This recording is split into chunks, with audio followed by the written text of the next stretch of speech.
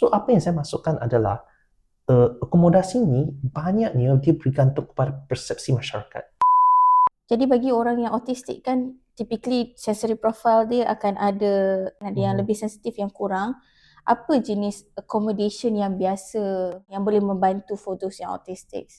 Okay, actually one thing that kita dulu rasa macam berbeza, macam pelik apabila seorang pakai headset jalan di mall ataupun jalan. Itu untuk orang yang Dia pendengaran dia rasa sensitif. deria dari segi bunyi kan. Uh-uh. Okay, tapi sekarang teknologi sekarang you pakai AirPod, headset wireless semua, it's considered common. Yelah. Sangat biasa. So apa yang saya masukkan adalah akomodasi ni banyaknya dia bergantung kepada persepsi masyarakat. Dan contoh lagi lah, kain.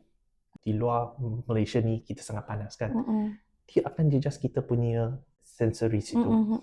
Dan itu sesuatu yang sangat-sangat menjejaskan mood dan you punya fokus juga. For those yang autistic. Yes. Saya bagi contoh. Okay, seseorang autistik mungkin dia pakai baju yang dia suka. Memang kain tu dia memang selesa. Tapi apabila you jalan 100 meter di bawah matahari di Kuala Lumpur, dia akan basah kan? Tahu tak, baju itu akan berubah tekstur juga. Ini adalah dua contoh lah di mana akomodasi itu diperlulah. So itulah maknanya kita kena tahu needs apa untuk Betul.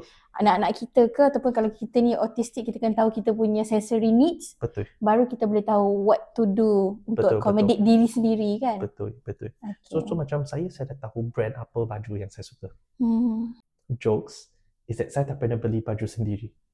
Semua mak saya yang kena pergi beli semasa saya membesar, dia try and error. I see. And dia beli baju sampai dia peningur. Dia kata, "Pak, you ikutlah saya pergi beli."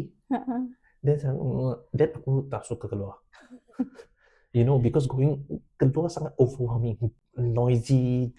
Saya orang Penang, kita punya traffic jam memang jam semua. Oh, you know what? Panas. Okay, so I say, "Mom, tak apa.